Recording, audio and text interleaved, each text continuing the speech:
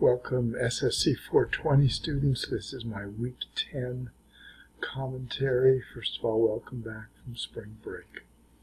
Now we have the last leg of our journey together, and we need to sort of keep our eyes on the road. Which is to say, this is a new module, our final module, and we're beginning it with a study of the issues relating to ethical expectations in the social sciences. Just a couple of comments. One, in your senior project you will be addressing ethical reasoning as one of the Gen Ed learning outcomes required of all students. This information this week should prepare you to do that quite well. Point two. Ethics are not the same as rules. They're certainly not the same as a description of misconduct, essentially to be avoided. And instead, they are community norms. The field begins with the philosophy of ethics. You might want to look that up. Ethics are not the same as morals, but the field of ethics in philosophy is the study of morals through reasoning. And the concept that we really take to heart is the notion of ethical dilemmas. So if your thinking tends to be black-white, something is right or wrong, welcome to the world of grays and ethical dilemmas, where we're struggling to find the most beneficent position in a world of limited choices.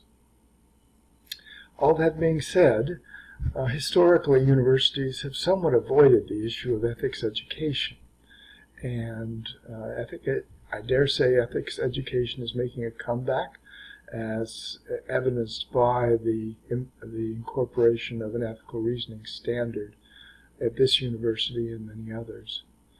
So your next task would be to find out what ethics education means. And you'll find at some institutions in the United States and elsewhere, there are whole ethics education centers. And it's a rich and complex field. Notice this is within academia. Also, outside of the academy, in the area of professions that the social sciences represent, including my own, psychology, there's a great deal of attention paid to ethics for good reasons.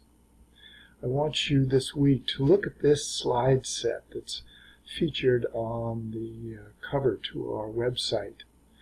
And I'm going to mispronounce Professor Penthanaliel's name, but it's a wonderful slide set that really combines the professional with the academic perspectives on what ethics education means.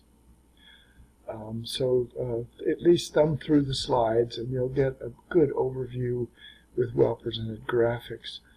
Let me note too the reasons why there's the need to focus on ethics, ethical reasoning, and ethical skills is because well-intended people do bad things sometimes, or at least unethical things.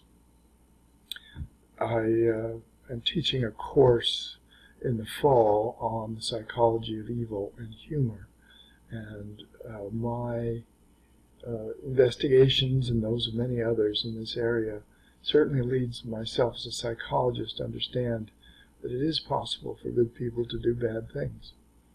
And the conditions and the means whereby that happens is all part of the social psychology of ethics.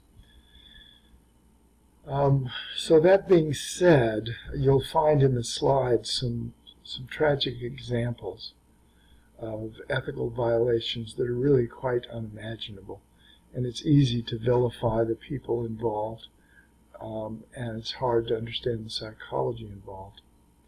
So for those reasons, psychology, nursing, and others have established ethical directorships and ethical codes, which are not laws, and also a whole expertise in the area of ethical dilemmas and the management of ethical dilemmas. And let me just finally add that ethical dilemmas can be understood as risk management.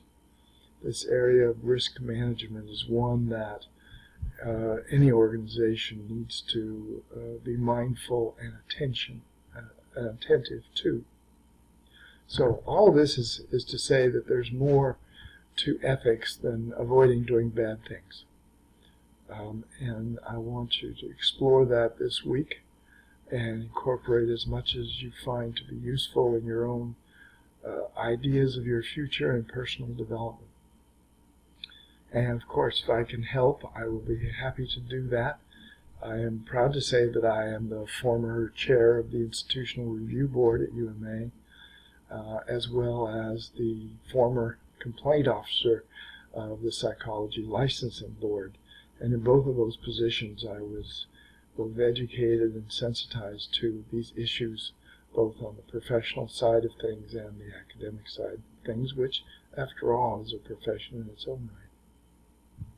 So enough said now. I hope this little commentary was helpful to you, and the degree to which you are ready or interested in exploring ethics education and ethics in the social sciences. I do have one more point that I want to make, consistent with our theme last week, which is to say the interface between ethics, social media, and big data sciences.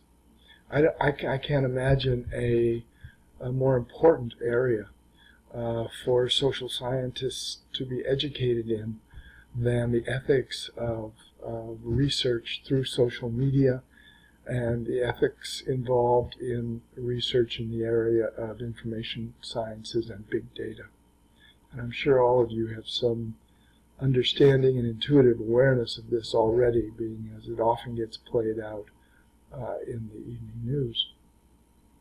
So that link to ethical practice, not only in physical space but also in virtual space, is the sort of leading edge of ethics education today, and one that I at least wanted to take note of in this commentary. Thanks for your attention.